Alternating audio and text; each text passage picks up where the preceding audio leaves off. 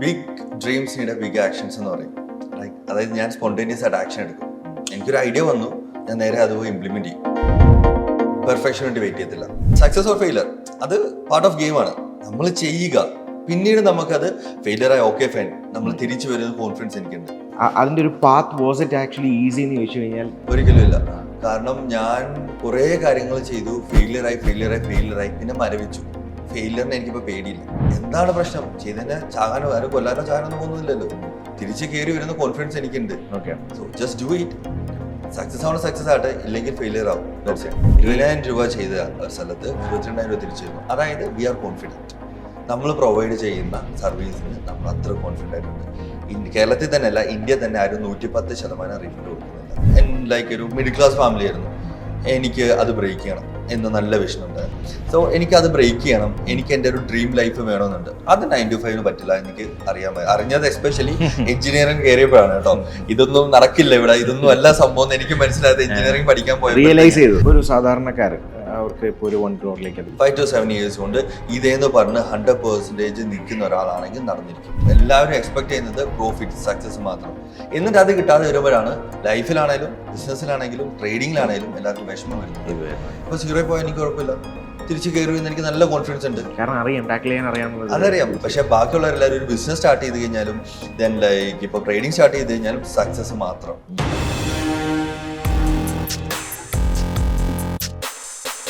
Hello hi, welcome to brand master. അപ്പോൾ ഇന്ന് brand മാസ്റ്ററിൽ നമ്മുടെ കൂട്ടത്തിലുള്ള the business, the entrepreneur, the young entrepreneur എന്ന് തീർച്ചയായിട്ടും പറയാൻ പറ്റുന്ന ട്രേഡ് മാക്സ്. പലർക്കും ഉള്ളൊരു ഡൗട്ടാണ് ഈ ട്രേഡിംഗ് എന്ന് പറയുന്ന പരിപാടി. അതെങ്ങനെ പഠിക്കാം, ഹൗ ടു ലേൺ ഇറ്റ്. ചിലർ തന്നെ പഠിക്കുന്നവരുണ്ട്, പക്ഷേ ഒരു പ്രോപ്പർ ചാനൽ വഴി പഠിക്കുന്നതിൻ്റെ ഒരു ബെനിഫിറ്റ് സംതിങ് ഡിഫറെൻറ്റ് ഓൾവേസ്, എപ്പോഴും. സോ അപ്പോൾ അങ്ങനെ നോക്കുമ്പോൾ ട്രേഡ് മാക്സിൻ്റെ തന്നെ ദ ഡയറക്ടർ അരുണാണ് നമ്മുടെ കൂടെ. അരുൺ, ഹലോ. യെസ്, എങ്ങനെയായിരുന്നു ഇതിൻ്റെ ഒരു കിക്ക് സ്റ്റാർട്ട്? കിക്ക് സ്റ്റാർട്ട് എന്ന് പറയാനായിട്ട് ലൈക്ക് എഞ്ചിനീയറിംഗ് സ്റ്റാർട്ട് ചെയ്തു. ആ ടൈമിൽ കുറേ അധികം സൈഡ് ബിസിനസ് ഒക്കെ ഉണ്ടായിരുന്നു. ദെൻ എന്നാ ഒരെണ്ണം സ്റ്റാർട്ട് ചെയ്യും ഫെയിലറും, ഒരെണ്ണം സ്റ്റാർട്ട് ചെയ്യും ഫെയിലറും, ഈ രീതി തന്നെ പൊയ്ക്കൊണ്ടിരിക്കുകയാണ്. എക്സ്പെരിമെന്റൽ പരിപാടി. അതെ അതെ. ദെൻ അപ്പോൾ ഇൻവെസ്റ്റ്മെന്റ്സ് ചെറുതായിട്ട് സ്റ്റാർട്ട് ചെയ്തിട്ടുണ്ടായിരുന്നു. ദെൻ ലേറ്റർ ഓൺ നമുക്ക് അത് നല്ല റിസൾട്ട് തരാൻ തുടങ്ങി. അതിന്റെ ബേസ് ഓക്കെ ഫൈൻ. ദെൻ ട്രേഡിങ്ങിലോട്ട് ഞങ്ങൾ വന്നു. ദെൻ അവിടെ നല്ല റിസൾട്ടായി. ഫൈനലി നമ്മളത് ഒരു പ്രൊഫഷൻ ആക്കി മാറ്റിയത്. ദെൻ അവിടെ നിന്നാണ് നമ്മൾ പിന്നീട് നല്ല ടൈം കിട്ടാൻ തുടങ്ങി, എക്സ്ട്രാ ടൈം കിട്ടാൻ തുടങ്ങി. ഞാൻ ട്രേഡിംഗ് എന്ന് പറയുമ്പോൾ നമ്മൾ ഫുൾ ടൈം നോക്കിയിരിക്കേണ്ട കാര്യമൊന്നുമില്ല. എല്ലാവരും വിചാരിക്കുന്ന ട്രേഡിംഗ് എന്ന് പറഞ്ഞാൽ ഫുൾ ടൈം സ്ക്രീൻ നോക്കി എണ്ണിക്കണം, രാവിലെ എണ്ണീറ്റ് പരിപാടികൾ ചെയ്യണം, ദെൻ 9 മണിയാകുമ്പോൾ മാർക്കറ്റ് സ്റ്റാർട്ട് ചെയ്യും. ഇതാണ് എല്ലാവരുടെയും ചിന്താഗതി. പക്ഷേ അങ്ങനല്ല. നമ്മൾ ചെയ്ത് മാക്സിമം ഒരു 1-2 മണിക്കൂറൊക്കെ നമുക്ക് ഇതിന്റെ ഫ്രണ്ട് ഇരിക്കേണ്ട ആവശ്യം വരുന്നുള്ളൂ. ബാക്കി പിന്നെ ഫ്രീ ടൈമാണ്.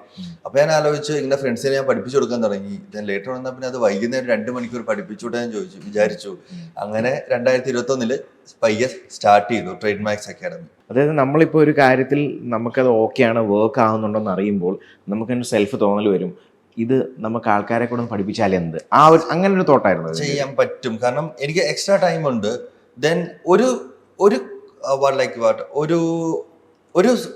ബിസിനസ്സിൽ നിന്ന് മൾട്ടിപ്പിൾ ഇൻകം ജനറേറ്റ് ചെയ്യാൻ പറ്റിക്കൂടെ എന്ന് ഞാൻ വിചാരിച്ചു. ഞാൻ ട്രേഡ് ചെയ്യുന്നുണ്ട്, പഠിക്കുന്നുണ്ട്. ദെൻ ലൈക്ക് ഫ്രണ്ട്സ് നമ്മുടെ അടുത്ത് വന്നിരുന്ന് പഠിക്കുന്നു.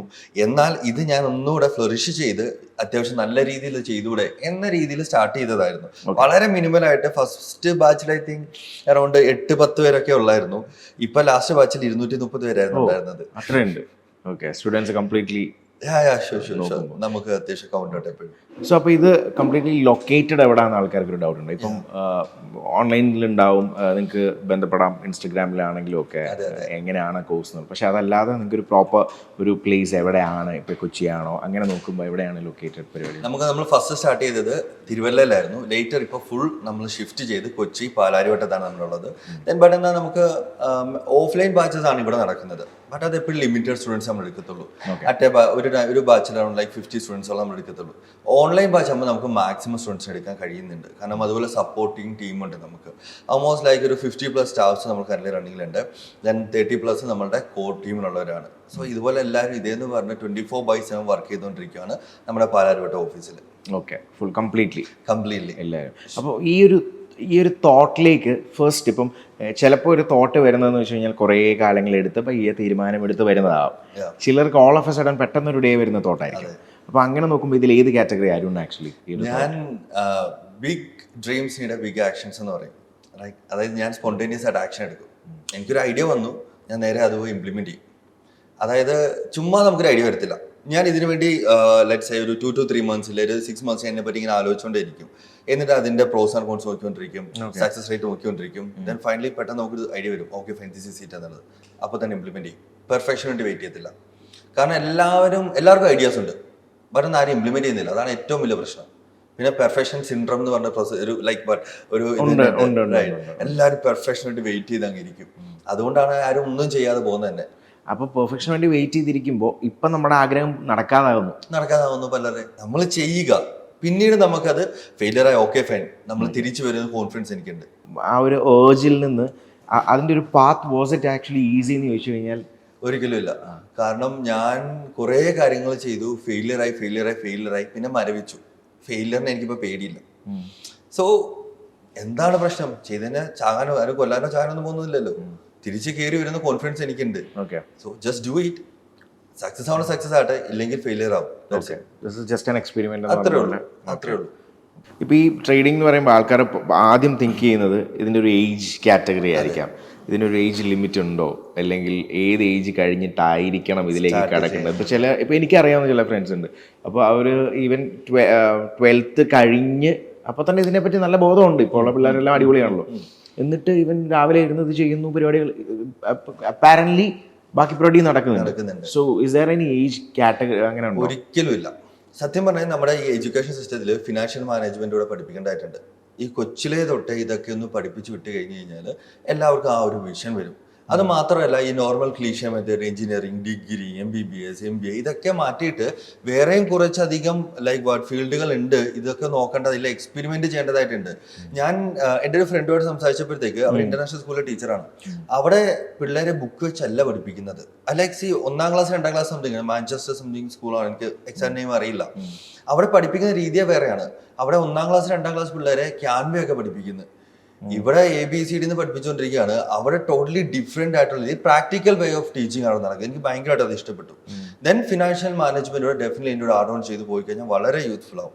ദെൻ നമ്മൾ ചോദിച്ച ചോദ്യത്തിൽ ഒരു ആർക്ക് എപ്പോൾ ചെയ്യാൻ തുടങ്ങുമോ, ലൈക്ക് ഒരു ഡിസിഷൻ മേക്കിംഗ് ഒരു കൊച്ചിന് എപ്പോൾ എടുക്കാൻ പറ്റുന്നുണ്ടോ അപ്പോൾ തൊട്ട് ഇത് സ്റ്റാർട്ട് ചെയ്യുക. ഇപ്പോൾ ഒരു സാധാരണക്കാരൻ അവർക്ക് ഇപ്പോൾ ഒരു 1 crore ഇപ്പോൾ നേരത്തെ പറഞ്ഞില്ലേ, ചില ആൾക്കാർ ചോദിക്കുന്നുണ്ട് ഡബിൾ ചെയ്യണം, എങ്ങനെ ഡബിൾ ചെയ്യുന്നു? ഒരു 1 crore 1 CR എത്തണമെങ്കിൽ ഈസ് ഇറ്റ് ലൈക്ക് ആ ഒരു ഹാർഡ് വർക്കും ഉണ്ടെങ്കിൽ, എവറിത്തിങ് ഉണ്ടെങ്കിൽ ഇസ് ലൈക്ക് ഈസി പ്രോസസ് ആണോ? ഈസി പ്രോസസ്സ് തന്നെയാണ്. ഓൾമോസ്റ്റ് ഒരു 5 to 7 years എടുക്കും മിനിമം. യെസ്, 5 to 7 years കൊണ്ട് ഇതേന്ന് പറഞ്ഞ് 100% നിൽക്കുന്ന ഒരാളാണെങ്കിൽ നടന്നിരിക്കും. പക്ഷെ പലരും പ്രശ്നം എന്താ അറിയോ, ഫസ്റ്റ് ഒരു മോട്ടീവ് കാണും, ഫസ്റ്റ് സ്റ്റാർട്ട് ചെയ്യും, പക്ഷെ പയ്യെ പോകുന്നതോടെ അത് കുറഞ്ഞു വന്നുകൊണ്ടിരിക്കും. അത് റിട്ടേൺ ഹൈ ആവുകയാണെങ്കിൽ അത് കൂടിയേ വരുന്നുള്ളൂ. പക്ഷെ ഇഷ്ടം പോലെ ആരും ഒരിക്കലും ഒറ്റ കയറ്റം കയറി പോയിട്ടില്ല. ഒരു കയറ്റം ഒരു ഇറക്കം ഈ രീതിയിലേ കയറി പോയിട്ടുള്ളൂ. അപ്പൊ ഈ ഇറക്കം വരുമ്പോൾ ഇവര് ഇതാവും, മെന്റലി ഡിസ്റ്റർബ്ഡ് ആവും. ചിലവർ ഈ ഒരു കയറ്റം കയറുമ്പോഴത്തേക്ക് ഞാൻ സക്സസ്ഫുൾ ആയി, ഓക്കെ ഐ എം ഗുഡ് എന്ന് വിചാരിച്ചിട്ട് അവര് ഫെയിലിയറിലോട്ട് പിന്നെ പൊക്കോണ്ടേയിരിക്കും. ചിലർ ഈ വീഴ്ച വീഴുമ്പോഴത്തേക്ക് പിടിച്ചു നിർത്താൻ അറിയത്തില്ല, കണ്ടിന്യൂസ് ആയിട്ട് വീണുകൊണ്ടിരിക്കും. സോ സെൽഫ് മോട്ടിവേഷൻ വേണം. കാരണം മറ്റൊരാൾ മോട്ടിവേറ്റ് ചെയ്തു എന്ന് വെച്ചിട്ട് ഒരാൾ കയറുന്നതിന് ലിമിറ്റേഷൻ ഉണ്ടല്ലോ. എപ്പോഴും വന്ന് മോട്ടിവേറ്റ് ചെയ്തുകൊണ്ടിരിക്കാൻ പറ്റില്ലല്ലോ ആർക്കും. സോ സെൽഫ് മോട്ടിവേറ്റഡ് ആയിട്ടുള്ള ഒരാളാണെങ്കിൽ ഡെഫിനറ്റ്ലി ഇത് പറ്റും. കോൺഫിഡൻസ് വേണം. പിന്നെ ലൈഫിലെ കുറച്ച് എക്സ്പീരിയൻസും ഉണ്ടെങ്കിൽ പക്ക. ഇപ്പം നമുക്കൊരു ഗ്രൂപ്പ് ഓഫ് ഫ്രണ്ട്സ് ഉണ്ട്. അപ്പോൾ അവരുടെ ഒരു ഓർബിറ്റിലുള്ള ആൾക്കാർ തന്നെ, അല്ലെ ആ ഓർബിറ്റിലുള്ള ഒരു പെർട്ടിക്കുലർ പേഴ്സൺസ് തന്നെ, എല്ലാ പീപ്പിൾ തന്നെ മിസ്ലീഡ് ചെയ്യാൻ വളരെ ഈസി അല്ലേ? അതെ. So that is very important in this business. തീർച്ചയായിട്ടും അതിനെ ഓവർകം ചെയ്യാന്ന് പറഞ്ഞാൽ ഇച്ചിരി പാടാണ്. അപ്പൊ നമ്മൾ ഞാൻ ഒരു പർട്ടിക്കുലർ സമയത്ത് എന്നെ ഒരു 6 to 8 months ഞാൻ ഐസൊലേറ്റ് ചെയ്തു. കാരണം എനിക്ക് മനസ്സിലാക്കി എൻ്റെ സർക്കിൾ എന്നെ ഗ്രോ ചെയ്യിക്കുന്നില്ല എന്നുള്ളത്. ഞാൻ എന്നിട്ട് പേഴ്സണാലിറ്റി ഡെവലപ്മെന്റ്, ട്രേഡിംഗ്, ഇതുപോലെ മെന്റേഴ്സിന്റെ ക്ലാസ്സസും സെഷൻസും മാത്രമായിട്ട് നിന്നു. നോ സോഷ്യൽ മീഡിയ, എല്ലാം മാറ്റിവെച്ചു. അപ്പം എന്റെ മൈൻഡ് സെറ്റ് മാറി. കാരണം നമ്മുടെ സർക്കിൾ എന്താണോ നമ്മൾ അതുമായിട്ട് നിൽക്കത്തുള്ളൂ. ശരിയാണ്, ഒരിക്കലും ഫ്രണ്ട്സ് വേണ്ട, ഫ്രണ്ട്സിനെ മാറ്റി നിർത്തുക എന്നുള്ളതല്ല. പാർട്ട് ഓഫ് ലൈഫിൽ നമ്മൾ ഗോസ്റ്റ് ചെയ്യേണ്ടതായിട്ട് വരും, ബെറ്റർ ആയി പോകണമെന്നുണ്ടെങ്കിൽ. ഇല്ലെങ്കിൽ നമ്മൾ ആ സർക്കിളിനകത്ത് അവരിൽ ഒരാളായിട്ട് നിൽക്കും. സോ ബെറ്റർ ഈ ഒരു രീതി ചെയ്ത് കഴിഞ്ഞാൽ നമുക്ക് ഈ പറഞ്ഞൊരു പ്രശ്നം മാറ്റിയെടുക്കാൻ പറ്റും. ഞാൻ ഐസൊലേറ്റ് ചെയ്യുന്നുണ്ട്. ഞാനിപ്പം സൂൺ ഐസൊലേറ്റ് ഒന്നുകൂടെ ചെയ്താലെന്ന് വിചാരിക്കുന്നു. ബട്ട് എന്നാൽ ഇപ്പം എനിക്ക് ഫേസ് കാണിക്കേണ്ടതായിട്ടുണ്ട് പല സ്ഥലത്തും പല കാര്യങ്ങളിലും. അതുകൊണ്ടാണ് ഞാനിപ്പോൾ ഐസൊലേറ്റ് ചെയ്യാതെ നിൽക്കുന്നത് സത്യം പറഞ്ഞു കഴിഞ്ഞാൽ. ഇപ്പം ഒരുപാടുള്ളതുകൊണ്ട് കോമ്പറ്റീറ്റേഴ്സ് കൂടുതലായിരിക്കാം ഒരു പക്ഷേ. അതെ, സോ തീർച്ചയായിട്ടും വൈ ഇഷ്ടംപോലെ why should I come here, അല്ലെങ്കിൽ എന്താണ് വൈ ഞാൻ ട്രേഡ് മാർക്സ് ടിക്ക് ചെയ്യാൻ ഉള്ള റീസൺ എന്താണ്? കുറെ ഉണ്ടല്ലോ അതെ എന്ന് തിങ്ക് ചെയ്യുന്നവരുടെ അടുത്ത് എന്താ പറയുന്നത്? ഫസ്റ്റ് ഓഫ് ഓൾ നമ്മൾ ഇവർക്കൊരു ആരും തന്നെ കൊടുക്കാത്തൊരു ഫീച്ചർ കൊടുക്കുന്നുണ്ട്. ഒരു 3 to 5 സെഷൻസ് ഇവർക്ക് അറ്റൻഡ് ചെയ്യാം. വിതൗട്ട് എനി കോസ്റ്റ് ആണോ? അല്ല, ഇവർ ഫസ്റ്റ് പേയ്മെന്റ് ചെയ്യുന്നു. ശരി. ലെറ്റ്സ് സേ 20,000 ഒരാൾ പേ ചെയ്യുന്നു. അപ്പോൾ 20,000 പേ ചെയ്തു, ജോയിൻ ചെയ്തു. ഒരു 5 സെഷൻസ് അറ്റൻഡ് ചെയ്തിട്ട് നമുക്ക് തോന്നുന്നു പോരാ, എനിക്ക് ഇതല്ല വേണ്ടത് എന്ന് തോന്നുകയാണെങ്കിൽ ജസ്റ്റ് ഇവനെ വിളിച്ചു പറഞ്ഞാൽ അത് കണ്ടിന്യൂ ചെയ്യുന്നില്ല എന്ന് തിരിച്ച് 22,000 രൂപ തരും. ഓ അങ്ങനെ 20,000 രൂപ ചെയ്ത ഒരു സ്ഥലത്ത് 22,000 രൂപ തിരിച്ചു തരുന്നു. അതായത് വി ആർ കോൺഫിഡൻറ്റ്, നമ്മൾ പ്രൊവൈഡ് ചെയ്യുന്ന സർവീസിന് നമ്മൾ അത്ര കോൺഫിഡൻ്റ് ആയിട്ടുണ്ട്. കേരളത്തിൽ തന്നെ അല്ല, ഇന്ത്യ തന്നെ ആരും 110% റീഫണ്ട് കൊടുക്കുന്നില്ല. First time in Kerala, first time in India നമ്മളാണ് 110% റീഫണ്ട് എന്ന് പറഞ്ഞ പ്രോസസ്സ് കൊടുത്തിട്ടുണ്ടായിരുന്നത്. Then later on supporting team, അതായത് 24/7 നമ്മൾ സപ്പോർട്ട് ഉണ്ടെന്ന് പറയുന്നുണ്ട്. അത് ഇപ്പോൾ നമ്മുടെ സ്റ്റുഡൻസിനോട് ആരോട് വേണേൽ പോയി ചോദിച്ചു നോക്കാം, അവർ പറയും. ഇനിയിപ്പോൾ നൈറ്റ് ആണെങ്കിലും നമ്മൾ ഷിഫ്റ്റാണ്, നൈറ്റ് ഷിഫ്റ്റ് ഉണ്ട്. സോ ഒരാൾ കഴിഞ്ഞ് കഴിഞ്ഞാൽ അടുത്ത ആൾ അവിടെ ഉണ്ട്. ഒരു സ്റ്റുഡൻറ്റ് ചോദിക്കുകയാണ്, സാർ ഇതെന്താണ് സംഭവം, ഞാൻ ചെയ്തത് ശരിയാണോ തെറ്റാണോ എന്ന് ചോദിച്ചു കഴിഞ്ഞാൽ maximum as soon as possible reply കൊടുക്കുകയും അവർക്ക് ഈവൻ എന്തെങ്കിലും ഡൗട്ട് ഇൻ ഡെപ്ത് ഉണ്ടെങ്കിൽ അപ്പോൾ തന്നെ ഗൂഗിൾ മീറ്റ് 1-to-1 വെച്ച് കൊടുക്കാനായിട്ട് നമ്മുടെ ടീം ഫുൾ ടൈം അവൈലബിൾ ആയിട്ടിരിപ്പുണ്ട്. ഓക്കെ, ഫോർ ഓൾ സപ്പോർട്ട് എല്ലാ രീതിയിലും. അപ്പോൾ ഇങ്ങനെ വരുന്നത് ഈ ഒരു പ്രോപ്പർ റൂട്ടിലേക്ക് വരുന്നതാണ് ഏറ്റവും ബെസ്റ്റ്, ആ ചാനൽ വഴി വരുന്നത്. അതെ, പ്രോപ്പർ ചാനൽ കൂടെ പോകുന്നത് തന്നെയാണ് നല്ലത്. സ്വന്തമായിട്ട് പറ്റില്ല എന്നുള്ളതല്ല, പക്ഷേ അത് ഇച്ചിരി ലെങ്തി പ്രോസസ്സായി പോകും. ഒന്ന്, രണ്ടാമത് കൂടുതൽ ലോസസ് വരും. ഇവിടെ തന്നെ നമ്മുടെ സ്റ്റുഡൻറ്റ് ഒരാൾ വിളിച്ചിട്ട്, സാർ എനിക്ക് ഇന്ന് ലോസായി, ഇന്നതായിരുന്നു സംഭവം എന്ന് പറയുമ്പോൾ ഞാൻ പറയും, ഇത് പാർട്ട് ഓഫ് ഗെയിമാണ്, വിഷമിക്കണം, നമ്മളുണ്ട് കൂടെ, നമുക്ക് ഇന്നതായിരുന്നു മിസ്റ്റേക്ക്, അടുത്തോളം നമുക്കിത് ശരിയാക്കണം. അത്രയും പറയുമ്പോഴത്തേക്ക് ഒരാൾക്ക് കാം ഡൗൺ ആയി, കൂളായി. ഇല്ലെങ്കിൽ ഈ ഒരു മൈൻഡ് സെറ്റ് വെച്ചിട്ട് അടുത്ത ദിവസം ട്രേഡ് ചെയ്യാൻ പോകും. ഇന്നുണ്ടാക്കിയ ലോസ് നാളെ തിരിച്ച് പിടിക്കണം എന്നുള്ളത്. സോ അത് റിവെഞ്ച് ട്രേഡ് ആകുകയും ഇന്നലത്തെക്കാളും കൂടുതൽ ലോസസ് ഉണ്ടാക്കുകയും ലാസ്റ്റ് അക്കൗണ്ട് വാഷ് ഔട്ട് ആയി. ഇത് മജോറിറ്റി ആൾക്കാർക്ക് നടക്കുന്ന സംഭവമാണ്. സോ സപ്പോർട്ടിംഗ് ആണ് നമ്മളിവിടെ കൂടുതൽ മുന്നോട്ട് പുഷ് ചെയ്തുകൊണ്ടിരിക്കുന്നത്. ഒരാൾ ഡൗൺ ആയിക്കൊണ്ടിരിക്കുമ്പോഴത്തേക്ക് പേടിക്കണ്ട, ഞങ്ങളുണ്ട് കൂടെ, we are here with you എന്നൊരു സംഭവം പറയുമ്പോഴത്തേക്ക് എല്ലാവർക്കും ഒരു കോൺഫിഡൻസ് വരുന്നുണ്ട്. പാനിക് സിറ്റുവേഷൻ പാനിക്കാവും ഇതിനകത്ത്, മേജർ പ്രശ്നം പുഷ് ചെയ്യുമ്പോൾ അത് സോൾവ് ആവും. അതായത് ഇവര് ലോസ് വരുമ്പോൾ പാനിക്കായിട്ട് നിൽക്കുക മെയിൻലി. അതാണ് ഏറ്റവും വലിയ പ്രശ്നം. പാനിക്കായിട്ട്, അയ്യോ എൻ്റെ പൈസ പോയി, എൻ്റെ കയ്യിൽ അത്ര ഉള്ളായിരുന്നു, മാർക്കറ്റ് പോയി, ഇനി ഞാൻ തിരിച്ച് പിടിക്കണമല്ലോ, ഇങ്ങനെ കുറേ കാര്യങ്ങൾ വന്നുകൊണ്ടിരിക്കും. നമ്മുടെ കയ്യിൽ നിന്ന് അല്ലാതെ ഒരു 1000 രൂപ പോയാൽ നമുക്ക് കുഴപ്പമില്ലായിരിക്കും. പക്ഷെ മാർക്കറ്റിൽ ഒരു 1000 രൂപ ഡൗൺ ആയി കാണുമ്പോൾ എല്ലാവർക്കും ഭയങ്കരമായിട്ട് വിഷമാണല്ലേ, കൊള്ളുന്നുണ്ട്. അങ്ങനെ നിർത്തിവരുണ്ടല്ലോ ഇതല്ലേ, നിർത്തിവരുണ്ട്. പക്ഷെ ഞാൻ ഈ നിർത്തിവരെ തന്നെ തിരിച്ച് പിന്നെ വന്നത് കണ്ടിട്ടുണ്ട്. 5, 6 ഇല്ല 10 വർഷം കഴിഞ്ഞ് തിരിച്ച് വന്നവരെ ഞാൻ ഇഷ്ടംപോലെ കണ്ടിട്ടുണ്ട്. 100% നിർത്തിയിട്ട് പോയവരെ ഞാൻ ഇതുവരെ കണ്ടിട്ടില്ല. എനിക്കറിയില്ല, മൈറ്റ് ബി ഞാൻ കാണാത്തതായിരിക്കാം. പല ഭാഗത്തും ഇത് ചെയ്യുന്നുണ്ടല്ലോ, all world it is popular പരിപാടിയാണ്. പക്ഷേ മലയാളീസ് ഇപ്പം നമ്മൾ നോക്കുമ്പോൾ ഹൈലി ലിറ്ററേറ്റ് ആൾക്കാർ എന്നുള്ളൊരു സംഭവമുണ്ട്. പക്ഷെ എങ്കിലും അവർക്ക് വേണ്ട ഒരു മാറ്റം എന്താവാം? ഇപ്പം maybe there financial management രീതി ആവാം, അല്ലെങ്കിൽ what they need to change എന്ന് ചോദിച്ചു കഴിഞ്ഞാൽ എന്തായിരിക്കാം? അല്ലെ കോൺസെൻട്രേറ്റ് മോർ ഇപ്പോൾ മലയാളീസ് കുറെ എല്ലാവരും ചെന്ന് നേരെ FD ഇടുക. എന്നിട്ട് എല്ലാവരും ഇച്ചിരി പൈസ കയ്യിലൂടെ നേരെ കൊണ്ട് അങ്ങ് FD ഇടും. 6% കിട്ടും, അല്ലെ 6% കിട്ടും മാക്സിമം. അതെ, എന്ന എക്സ്പെക്ടേഷനിൽ എല്ലാവരും നേരെ കൊണ്ടുപോയിട്ട് മാർക്കറ്റിംഗ് കൊണ്ട്, FDs കൊണ്ടിടുകയാണ്. പക്ഷേ ഇൻഫ്ലേഷൻ നമ്മളെ ഒരു വർഷം അഫക്ട് ചെയ്യുന്നത് 8%. അതായത് സ്റ്റിൽ 1 തൊട്ട് 2% നമ്മൾ ബാക്കിലോട്ടാണ്. ഇതാരും കൺസിഡർ ചെയ്യുന്നില്ല. ഇന്ത്യയിൽ തന്നെ ഏറ്റവും ലിറ്ററസി കൂടിയ സ്റ്റേറ്റ് കേരളയാണ്. പക്ഷേ ഇന്ത്യയുടെ എക്കണോമി എന്ന് പറയുന്നത് സ്റ്റോക്ക് മാർക്കറ്റ് തന്നെയാണ്. അതിൻ്റെ ഒരു ഇൻഡെക്സ് തന്നെ, ഇന്ത്യയുടെ എക്കണോമിയുടെ ഒരു ഇൻഡെക്സ് തന്നെയാണ് സ്റ്റോക്ക് മാർക്കറ്റ് എന്ന് പറയുന്നത്. അവിടെ ഏറ്റവും കൂടുതൽ പാർട്ടിസിപ്പേഷൻ വരുന്നത് ഗുജറാത്ത്, മഹാരാഷ്ട്ര എന്ന് പറയുന്ന കേസിലാണ്. നമ്മൾ പറയും അവർ മറാഠീസ് ആണ്, ഗുജറാത്തീസ് ആണ്, നോർത്ത് ഇന്ത്യൻസ് ആണ്, അങ്ങനെ ഇങ്ങനെ അതൊക്കെ നമ്മൾ പറയാറുണ്ട്. ബട്ട് എന്നാൽ ഇവർ ഏറ്റവും കൂടുതൽ ലിറ്ററസി എന്ന് പറയുന്ന കേരളത്തിൽ ആൾക്കാർ പാർട്ടിസിപ്പേറ്റ് ചെയ്യുന്നത് വളരെ കുറവാണ്. പറയുന്നത് ഉടായ്പാണ്, സ്റ്റോക്ക് മാർക്കറ്റ് ഉടായ്പാണ്, മാർക്കറ്റ് പൈസ പോകുന്ന സ്ഥലമാണ്, ഗ്യാംബ്ലിംഗ് ആണ്, ചൂതുകളിയാണെന്ന് പറയുന്നത്. ബട്ട് എന്നാൽ ഏറ്റവും വലിയ എക്സാമ്പിൾ പറഞ്ഞുതരാം. ഞാൻ BSc പോയി, ലാസ്റ്റ് മന്ത് BSc പോയിട്ടുണ്ടായിരുന്നു. അത് ബോംബെ സ്റ്റോക്ക് എക്സ്ചേഞ്ച്. ഞാൻ അതിൻ്റെ പുറത്ത് പോയി നിൽക്കുമ്പോഴത്തേക്ക് ഒരു 60 വയസ്സ് 70 വയസ്സ് പ്രായമുള്ളവർ വരെ അതിൻ്റെ ഫ്രണ്ടിൽ കൂടെ പോകുമ്പോൾ ഒന്ന് നിൽക്കുക, എന്നിട്ട് നോക്കും, എന്നിട്ട് അവർ ഫോണിൽ നിന്ന് ട്രേഡ് എടുക്കുക, ഇൻവെസ്റ്റ് ചെയ്യുക. അതിൻ്റെ ഫ്രണ്ടിൽ വന്ന് നിൽക്കുന്ന ഒരു 50+ ഏജ് ഉള്ള കുറേ അധികം ആൾക്കാരുണ്ട് ചുറ്റും. ഭയങ്കര വലിയ ക്രൗഡാണ് അവിടെ വരുന്നത്. ഫ്രണ്ടിൽ വന്നിരുന്ന് ട്രേഡ് ചെയ്യുന്നു, അങ്ങോട്ടും ഇങ്ങോട്ടും ബ്രോക്കേഴ്സായിട്ട് സംസാരിക്കുന്നു, ഡിസ്കസ് ചെയ്യുന്നു, ട്രേഡ് ചെയ്യുന്നു. നമ്മുടെ ഇവിടെ ഒരു 50 വയസ്സ് കഴിഞ്ഞിട്ടുള്ള മജോറിറ്റി ആൾക്കാരും ചോദിച്ചു കഴിഞ്ഞാൽ ഉടായ്പ, പൈസ നിനക്കെന്താ ഭ്രാന്താണോ എന്നൊക്കെ ചോദിക്കും പോയിട്ട്. ബട്ട് എന്നാൽ അവിടെ ഞാൻ കണ്ട എനിക്ക് തന്നെ ഒരു ഇതായിപ്പോയി. എന്താണ് അവിടെ നടക്കുന്നതെന്ന്. കാരണം അതുപോലെ ചുമ്മാ വന്നിട്ട് ഇവര് ഒരു സൈഡിൽ ചെറിയൊരു പെട്ടിക്കട, അവിടെ കുറെ പെട്ടിക്കടകളോ ചെറിയ കടകളുണ്ട്. ഈ കടകളുടെ ഫ്രണ്ടിൽ വന്നിട്ട് ഇങ്ങനെ കാലും പൊക്കി വെച്ചിട്ട് ഇരുന്നിട്ട് നോക്കും, ന്യൂസ് പേപ്പറൊക്കെ വായിക്കും, എന്നിട്ട് നോക്കും, വായിച്ചുകൊണ്ടിരിക്കുക. ഇപ്പൊ അവർ ഡിജിറ്റലൈസ്ഡ് ആയെന്ന് ആലോചിക്കണം. ഇവിടെ 50 വയസ്സ് 60 വയസ്സ് പ്ലസ് ഉള്ളവര് ഇതുപോലും ചെയ്യുന്നില്ല. അത് മാത്രമല്ല, ആ പെട്ടിക്കടക്കാർ വരെ സ്റ്റോക്ക് മാർക്കറ്റിൽ ഇൻവെസ്റ്റ് ചെയ്യുന്നുണ്ട്. അവർ ഈ മുറുക്കാനും അവിടെയുള്ള എന്തൊക്കെയോ സാധനങ്ങളൊക്കെയാണ് കൊടുക്കുന്നത്. അവരവിടെ നിന്നുകൊണ്ട് ട്രേഡ് ചെയ്യുവാണ്. നമ്മൾ ഈ ആമസോൺ ഫ്ലിപ്കാർട്ടൊക്കെ നമ്മൾ യൂസ് ചെയ്യുമ്പോഴത്തേക്ക് നമ്മളൊരു സാധനം വാങ്ങിച്ച് പിന്നെയും ഷോപ്പ് ചെയ്യാൻ നമുക്ക് ഭയങ്കര കാണുമ്പോൾ നമ്മൾ ബൈ ചെയ്ത് അക്കൗണ്ടിൽ പൈസ ഉണ്ടല്ലോ, നമ്മൾ ബൈ ചെയ്ത് പൊക്കോണ്ടേ ഇരിക്കും. മനസാക്ഷിക്കുണ്ടെങ്കിലും അതെ വേണ്ടെന്ന് നമ്മൾ വിചാരിക്കുന്നുണ്ട്. പക്ഷെ അടുത്ത് കാണുമ്പോൾ കുഴപ്പമില്ല, ഇത് ആവശ്യമുണ്ടെന്ന് നമുക്ക് അപ്പൊ തോന്നും. ആവശ്യമില്ലേലും നമ്മൾ പറയും ഇത് മിസ്സാക്കരുത്, നല്ല ഡീലാക്കരുത്, നമ്മളത് ബൈ ചെയ്യുകയും ചെയ്യും. അപ്പം ഞാനിപ്പോ പുതിയൊരു ഒരു അഡിക്ഷൻ സ്റ്റുഡൻസിലോട്ട് കൊണ്ടുവന്നിട്ടുണ്ട്. എല്ലാ ദിവസവും രാവിലെ ഗോൾഡ് ബീസ് എന്ന് പറയും. ഇപ്പം എല്ലാവർക്കും ബീസ് എന്ന് പറയും. അതായത് ഇപ്പം എല്ലാവർക്കും ഗോൾഡ് ഇൻവെസ്റ്റ് ചെയ്യാൻ താല്പര്യമുണ്ട്. പക്ഷെ എന്നാ 50,000 രൂപ 70,000 രൂപ ആയതുകൊണ്ട് ബുദ്ധിമുട്ടുണ്ട്. പക്ഷെ ഉണ്ടല്ലോ, ഇവിടെ ഗോൾഡിൽ തന്നെ നമുക്ക് ഇൻവെസ്റ്റ് ചെയ്യാൻ പറ്റും. 60 രൂപയുള്ളൂ, ചെറിയ ക്വാണ്ടിറ്റിയാണ്. ഇന്ത്യൻ മാർക്കറ്റ് നമുക്ക് വാങ്ങിക്കാൻ പറ്റും. അപ്പൊ എല്ലാ ദിവസവും നിങ്ങളുടെ കയ്യിലുള്ള മിനിമം ഒരെണ്ണമെങ്കിലും മാർക്കറ്റ് വരുമ്പോഴത്തേക്ക് നിങ്ങൾ ചെയ്തോളാൻ പറഞ്ഞു. ഞാൻ ഇവർ ഇവിടെ ഇരുന്ന് ചെയ്യാൻ തുടങ്ങി. എനിക്ക് ഇതിപ്പോ അങ്ങ് അഡിക്ഷൻ ആയിപ്പോയി. ഞാൻ ഇരുന്നങ്ങ് വാങ്ങിച്ചു കൂട്ടിക്കൊണ്ടേ ഇരിക്കുക. ഷോപ്പ് ചെയ്യുന്ന ടൈം ഞാനിപ്പോ എന്നാ ഇച്ചിരി ഇത് വാങ്ങിക്കാലോ, ഗോൾഡ് വാങ്ങിച്ചു വെക്കാലോ എന്നുള്ളത്. അത് ഓരോ പെർസ്പെക്റ്റീവും കൂടെയാണ് കേട്ടോ, ഓരോ മെത്തേഡാണ്. ഞാനത് വാങ്ങിച്ചു. ഓൾമോസ്റ്റ് ഒരു 2 to 3 വീക്ക് ഉണ്ട്. ഞാനത് അറൗണ്ട് ഒരു 4 to 5 ലാഖ് ഞാൻ അതിനകത്ത് വാങ്ങിച്ചു. കാരണം എനിക്ക് എൻ്റെ പേഴ്സണൽ മണി മാനേജ്മെന്റ് റൂൾസ് ഉണ്ട്. എനിക്ക് ഒരു ദിവസം വരുന്നില്ല എൻ്റെ സേവിങ്സിൽ എൻ്റെ പ്രോഫിറ്റിന്റെ ഒരു 30% ഞാൻ ഇൻവെസ്റ്റ് ചെയ്യും. അങ്ങനെ ഒരു 2 to 3 വീക്സ് ഉണ്ട്. ഞാൻ ഈ ലൈവിലിരുന്ന കേട്ടോ, നമ്മൾ ലൈവ് പോകുന്നുണ്ട് യൂട്യൂബിൽ 9 to 3:30. അപ്പൊ ഞാൻ ഈ ലൈവിലിരുന്നാണ് ഞാൻ ഇത് ബൈ ചെയ്ത് കാണിക്കുന്ന പിള്ളേരെ. അപ്പൊ ഓൾമോസ്റ്റ് ഒരു 5 ലാഖോളം ആയപ്പോഴത്തേക്ക് ഞാൻ ആലോചിച്ചു, എനിക്കിപ്പോ ഒരു ഫണ്ട് ആവശ്യം വന്നു കഴിഞ്ഞാൽ ഞാൻ ഇതങ്ങ് വിൽക്കാം. എമർജൻസി വന്നു കഴിഞ്ഞാൽ ഞാൻ വിൽക്കും. പക്ഷേ എനിക്ക് പഴയ പ്രൈസ് കിട്ടത്തില്ലല്ലോ. അന്ന് ഞാൻ 60 രൂപയ്ക്ക് വാങ്ങിച്ചായിരിക്കും, ഇന്ന് 70 രൂപയാണ്. പിന്നെ ഞാൻ 70 രൂപയ്ക്ക് വിറ്റ്. പക്ഷെ എന്റെ ബാക്കി എനിക്ക് 60 രൂപയ്ക്ക് സാധനം കിട്ടില്ല എന്ന രീതിയിൽ. അപ്പൊ അതിന് ഞാൻ പറഞ്ഞത്, കുറെ പേര് എന്നോട് ഈ ഒരു കൺസേൺ പറഞ്ഞപ്പോൾ ഞാൻ പറഞ്ഞ ലിക്വിഡ് ഗോൾഡ് വാങ്ങിച്ചു വെച്ചോ. ഗോൾഡ് ഉണ്ടല്ലോ, ഈ 60 രൂപ വെച്ച് നിങ്ങൾ എന്നാണ് 1 ലക്ഷം ആകുന്നത്, പോയി ഗോൾഡ് വാങ്ങിച്ചു വെക്കുകയില്ല.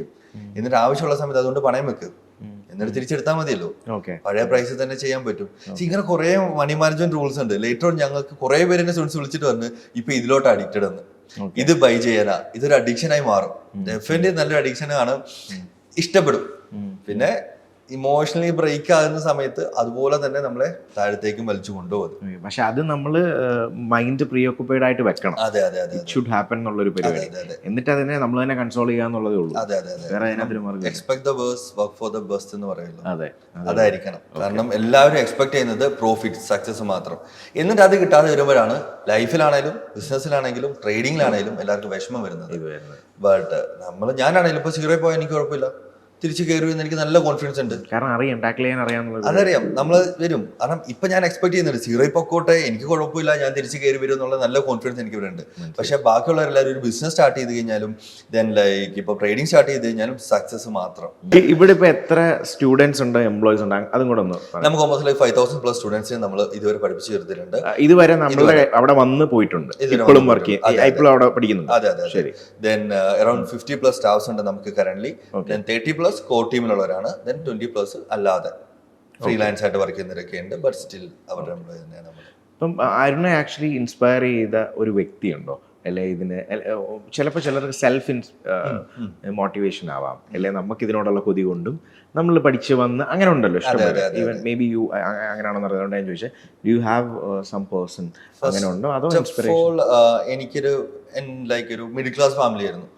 എനിക്ക് അത് ബ്രേക്ക് ചെയ്യണം എന്ന് നല്ല വിഷൻ ഉണ്ടായിരുന്നു. ഏത് ഏജിൽ തൊട്ട്?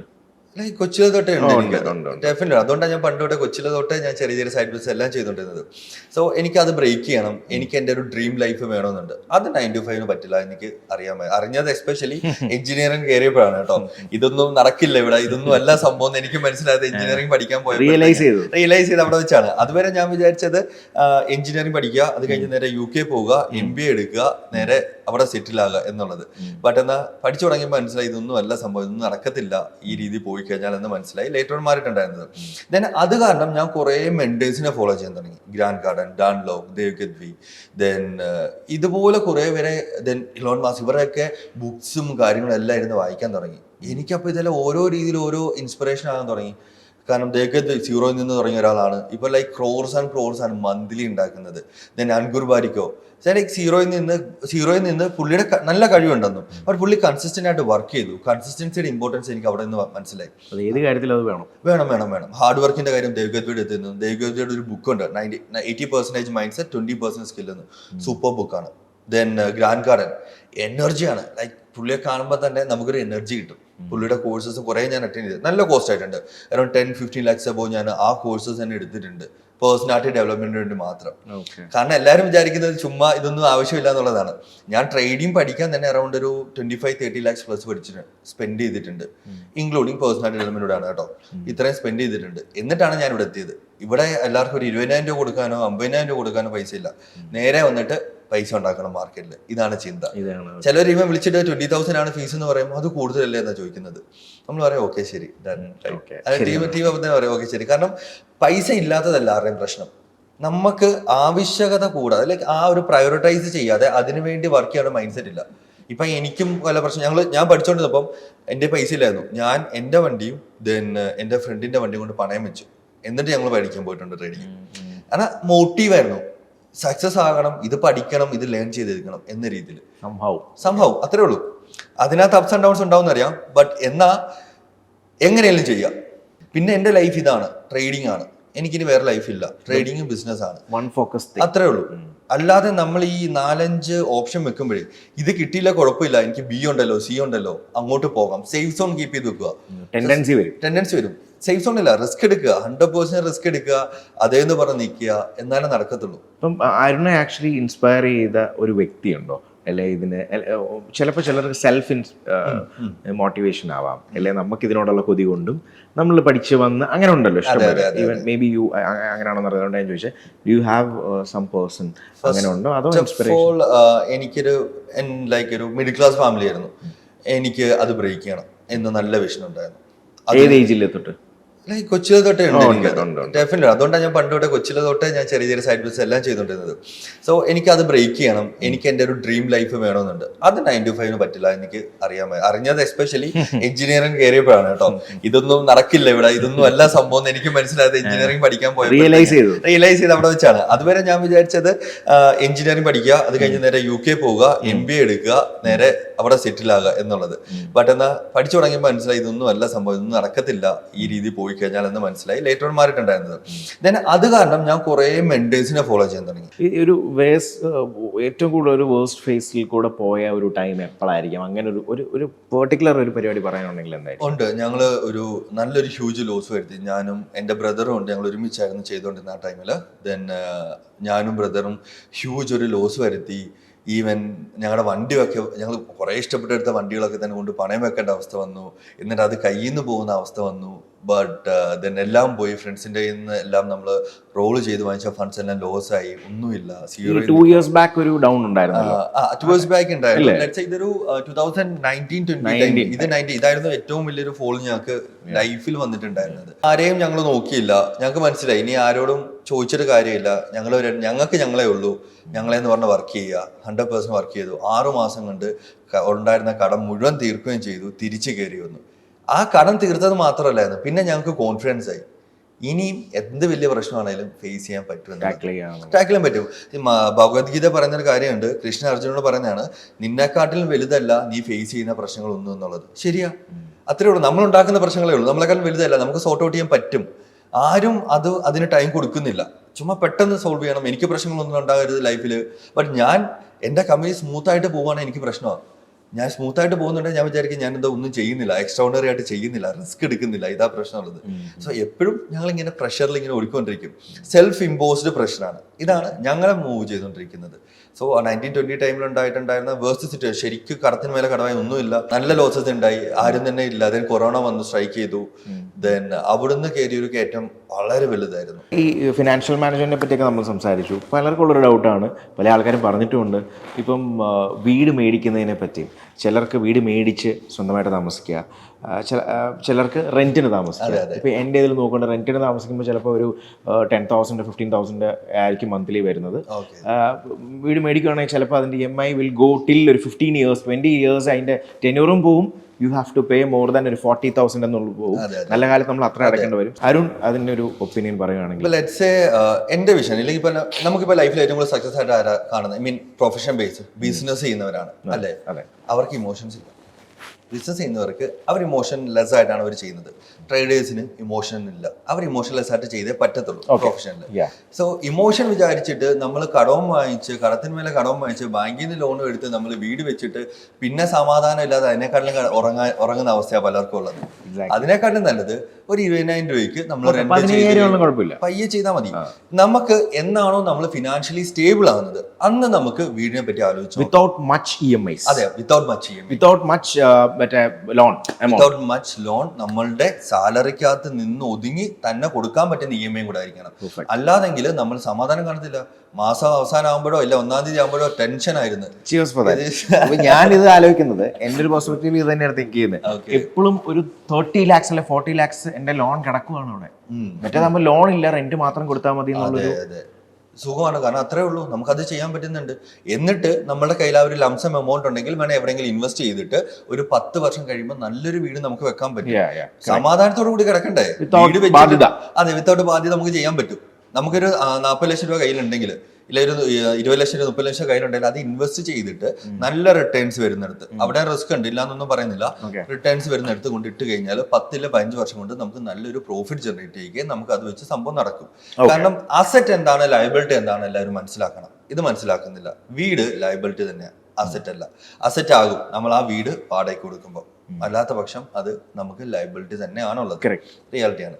പിന്നെ ഞാൻ പറഞ്ഞ പോലെ വീട് വെച്ച് കഷ്ടപ്പെട്ട് വെച്ച് കടം വാങ്ങിച്ചു വെച്ചിട്ട് ഒരു ദിവസം പോലും സമാധാനമായിട്ട് ഉറങ്ങാൻ പറ്റുന്നില്ല, കടക്കാരെയും പേടിച്ചിരിക്കുന്നതിനെക്കാട്ടിലും നല്ലത് നമ്മൾ റെന്റ് ഔട്ട് ചെയ്ത് നിന്നിട്ട് നല്ലൊരു പുഷ് തരുന്നതാണ്. ഇപ്പം റെന്റിൽ നിന്നിട്ട് നമുക്ക് പെട്ടെന്നൊരു പൈസ ഇല്ലാതെ വന്നു കഴിഞ്ഞാൽ അവിടുന്ന് ആ റെന്റിൽ അറ്റ്ലീസ്റ്റ് മാറുകയും ചെയ്യാം, അല്ലെ അവരുടെ അടുത്ത് പറയാം. അതെ, മറ്റൊരു വീട് മേടിച്ചിട്ട് ഒരു 30 ലക്ഷം 40 ലക്ഷം ബാങ്കിൽ ലോൺ കൊണ്ട് പൈസ ഇല്ലാതെ വന്നാൽ ബാങ്കുകാർ പിന്നെ മറ്റേ പരിപാടി പ്രശ്നം വരും. I mean this is all അത് പാരലലി ഉള്ള പ്രശ്നം തന്നെയാണ്, ഉള്ള പ്രശ്നം തന്നെയാണ്. വേറെ ഒരു കാര്യമുണ്ട്, നമുക്കിപ്പം ഈ ഒരു വീട് നമ്മൾ കണ്ടു, കുറെ നാൾ താമസിച്ചു, ഇതിനേക്കാളും ബെറ്റർ ആയിട്ടൊരു ഓപ്ഷൻ വേണമെന്നുണ്ടെങ്കിൽ നമ്മുടെ ഫിനാൻഷ്യൽ സ്റ്റാറ്റസ് ഇച്ചിരി കൂടിയെങ്കിൽ നമുക്ക് അങ്ങോട്ട് ചാടാം. പഴയ വീട് റിനോവേറ്റ് ചെയ്യണമെങ്കിൽ നടക്കുന്ന പരിപാടിയല്ല, അതിന്റെ ഇരട്ടി വിലയാവും, നല്ല വിലയാവും. സോ ഈ രീതിയിൽ ചെയ്തു പോകാം. പിന്നെ എല്ലാവർക്കും ഉള്ള നമ്മൾ എസ്പെഷ്യലി മലയാളി എന്ന് പറയുന്ന സ്വന്തമായിട്ട് അതാണ്. അങ്ങനെയുള്ള പ്രാക്ടിക്കൽ തിങ്ക് ചെയ്യുന്ന ആൾക്കാരും ഉണ്ട്, അതെ, ചെയ്യുന്നവരുണ്ട്, ഇതുണ്ട്. ഞാനാണ് ഒരു വ്യക്തി എന്ന രീതിയിലാണെങ്കിലും ഞാനിത് ഞാനിപ്പോൾ പ്ലാൻ ചെയ്യുന്നുണ്ട്. ഇപ്പൊ കൊച്ചി വന്നു, ഞാൻ ഇവിടുത്തെ റിയൽ എസ്റ്റേറ്റ് പ്രോഗ്രാംസ് കുറെ എണ്ണം കാണുന്നുണ്ട്. ഇപ്പൊ ടാറ്റയുടെ പുതിയൊരു പ്രൊജക്ട് ഞങ്ങളുടെ ഓഫീസിന് തൊട്ട് സൈഡിൽ തന്നെ വലിയൊരു ഹോർഡിംഗ് വന്നിരിപ്പുണ്ട്, ടാറ്റയുടെ ഒരു സംഭവം. അപ്പൊ ഞാനത് കണ്ടു. ഡെഫിനറ്റ്ലി ഞാനത് ഓൾമോസ്റ്റ് ലൈക്ക് 3 BHK ഫ്ലാറ്റ് എല്ലാ അമ്യൂണിറ്റീസും വെച്ചിട്ട് അറൌണ്ട് 2 CR 3 CR അങ്ങനെ ഞാൻ പോലെ വെച്ചു. എന്തെങ്കിലും എനിക്കിവിടെ സ്റ്റാർട്ട് ചെയ്യണം, ഇത് ഇൻവെസ്റ്റ് ചെയ്യണം, ഫ്ലാറ്റ് വാങ്ങിക്കണം, റെന്റ് ഔട്ട് കൊടുക്കണം. അവർ റെന്റലാണ് താഴെ കൊടുത്തേക്കുന്നത് with minimum return of 1 lakh per month confirm എന്നൊക്കെ കൊടുത്തേക്കുന്നത്. ഇൻ ഡെപ്ത് പോയി കഴിഞ്ഞാൽ തീർച്ചയായിട്ടും അതായത് നല്ല ROI കിട്ടും. നമ്മളൊരു ഫ്ലാറ്റ് എടുക്കുക, ഫ്ലാറ്റ് സംതിങ് എടുത്തിട്ട് അത് റെന്റിന് കൊടുത്തു കഴിഞ്ഞാൽ ഇവര് പറഞ്ഞ പൈസ, ഈ ടാറ്റയുടെ സംഭവം ഞാൻ കണ്ടുവെച്ച പൈസത്തിൽ അറൗണ്ട് ഒരു 2 വർഷം കൊണ്ട് നമ്മൾ ഇൻവെസ്റ്റ് ചെയ്ത പൈസ നമ്മുടെ കയ്യിൽ കിട്ടും. അതുകൊണ്ട് നമ്മൾ വേറൊരു വീട് വാങ്ങിച്ചിട്ട് നമ്മൾ അവിടെ നിന്ന് കഴിഞ്ഞാൽ ഫാർ ബെറ്റർ. അതെ, നമുക്കിപ്പോൾ ഒരു വീടുണ്ട്, അതല്ലാതെ വേറൊരു ഫ്ലാറ്റ് മേടിക്കുന്നു, പക്ഷെ അതിന്റെ EMI നമുക്ക് അടയ്ക്കണ്ട, അത് റെന്റ് ആയിട്ട് അങ്ങ് അവർക്ക് അത് റെന്റ് ആയിട്ട് കൊടുക്കുക. You will get the rent, pay the EMI. Same റെന്റും EMI ഒരേപോലെ ഉള്ള രീതിയിലാക്കുക. മേ ബി ഒരു ആ EMI കഴിയുന്ന ടൈമിൽ അത് സെല്ലും ചെയ്ത് മോർ മണി, വേറെ പൈസയും കിട്ടി വേറെ വാങ്ങിക്കാൻ പറ്റും. റോബർട്ട് കിയോസാക്കി പറഞ്ഞ പ്രോസസ് ആണ് ആക്ച്വലി ഇത്. നമ്മൾ കടത്തെ എങ്ങനെ നമുക്ക് അഡ്വാൻറ്റേജ് ആയിട്ട് യൂസ് ചെയ്യാം, ഈ പ്രോസസ്സിൽ ഞാനും തിങ്ക് ചെയ്യുന്നത്. I take up things like this. തീർച്ചയായിട്ടും തന്നെ. ഇപ്പം വണ്ടിയുടെ കേസ് തന്നെയാണെങ്കിൽ റെന്റിൽ കൊടുക്കുന്നവര്, ഞാനൊരു റെന്റ് കൊടുക്കുന്ന ഒരാളോട് സംസാരിച്ചു. പുള്ളി വണ്ടി എടുത്തു, വണ്ടിക്ക് ഒരു മാസം അടയ്ക്കേണ്ട EMI എന്ന് പറയുന്നത് ആകെ 20,000 രൂപയ്ക്ക് താഴെയുള്ളൂ, 15 രൂപ എങ്ങാണ്ടേ ഉള്ളൂ. പക്ഷേ ആ വണ്ടി പുള്ളി ഒരു മാസം റെന്റിന് കൊടുത്തപ്പം 50,000 രൂപ 55,000 രൂപയാണ് പോകുന്നത് ഫുള്ള് വാങ്ങിക്കുന്ന ആൾക്ക്. അല്ലാത്ത പക്ഷം പുള്ളി പറഞ്ഞത് 30,000 രൂപ എന്തായാലും കിട്ടുന്നുണ്ടെന്ന്. ഇന്റലിജന്റ് ആയിട്ട് ബാക്കിയുള്ള ഇമോഷൻ ആയിട്ട് എനിക്ക് സ്വന്തമായിട്ടൊരു വണ്ടി വേണം എന്ന രീതിയിൽ വാങ്ങിച്ചു വെക്കുന്ന രീതിയിൽ. What is the future plan എന്ന് ചോദിച്ചു കഴിഞ്ഞാൽ എന്തൊക്കെയാണ് സോർട്ട് ചെയ്തേക്കുന്ന പ്ലാൻസും പരിപാടികളും? തീർച്ചയായിട്ടും ഞാൻ മൾട്ടിപ്പിൾ ബിസിനസ് സ്റ്റാർട്ട് ചെയ്യുന്നുണ്ട്. എല്ലാ സെക്ടേഴ്സിലും എനിക്ക് ഓരോരോ ബിസിനസ് കൊണ്ടുവന്നിട്ട് അത് ഫ്ലറിഷ് ചെയ്യണം നല്ല രീതിയിൽ തന്നെ. ദെൻ ട്രേഡ് മാക്സിന്റെ ഫ്യൂച്ചർ എന്താണെന്ന് വെച്ച് കഴിഞ്ഞ് കഴിഞ്ഞാൽ വൺ ഓഫ് ദ ഇപ്പം ലെറ്റ്സ് കേരളത്തിൽ നമ്പർ 1 അക്കാഡമി, നാഷണൽ അവാർഡ് ഇതെല്ലാം നമുക്ക് വന്നിട്ടുണ്ടെങ്കിലും നമുക്ക് ലൈക്ക് ഇനിയും കുറെ അധികം സ്റ്റുഡൻസിന് ഒരു ഫ്യൂച്ചർ ഉണ്ടാക്കി കൊടുക്കാൻ പറ്റണം. അതായത് ഒരു മിഡിൽ ക്ലാസ് ലെവലിൽ നിൽക്കുന്ന കുറേ പേരുണ്ടെന്ന്, അവരുടെ പൊട്ടൻഷ്യൽ ഭയങ്കര ഹൈ ആണ്. അവർക്കൊരു സപ്പോർട്ട് മതി. നമുക്ക് ഒരുമിച്ച് ചെയ്യാം, ഇത് ചെയ്യാം എന്ന രീതിയിൽ ഒരു സപ്പോർട്ട് എടുത്ത് പാത്ത് കൊടുത്തു കഴിഞ്ഞാൽ അവരുടെ അതിന്റെ റിസൾട്ട് എന്ന് പറഞ്ഞാൽ വളരെ ഹ്യൂജ് ആയിരിക്കും. ഇവൻ ഞാൻ ആ രീതിയിൽ കയറി വന്നുകൊണ്ട് എനിക്കറിയാം, പക്ഷെ എന്ന് എനിക്കൊരു സപ്പോർട്ട് ഇല്ലായിരുന്നു, ആരും സപ്പോർട്ട് ചെയ്യാനോ കാര്യങ്ങളൊന്നും ഇല്ലായിരുന്നു. അതുകൊണ്ടാണ് നമ്മൾ ഇത്തരം ഫീസ് കുറച്ച് വെച്ചേക്കുന്നത് തന്നെ. അവർക്കും വേണേ ഒന്ന് ട്രൈ ഔട്ട് ചെയ്ത് നോക്കാം, ഇത് പറ്റുമോ ഇല്ലയോ എന്നുള്ള സംഭവം. സോ ആ ഒരു രീതിയിൽ ഒരു ഹ്യൂജ് കമ്മ്യൂണിറ്റി തന്നെ, കേരളത്തിന്റെ ഏറ്റവും വലിയൊരു കമ്മ്യൂണിറ്റി ആയിട്ട് ട്രേഡ് മാക്സിന് മാറണം എന്ന് തന്നെയാണ് നമ്മുടെ അടുത്ത future. And all the best, Arun. All right, Trade Max Academy. Yes. Yeah. Right.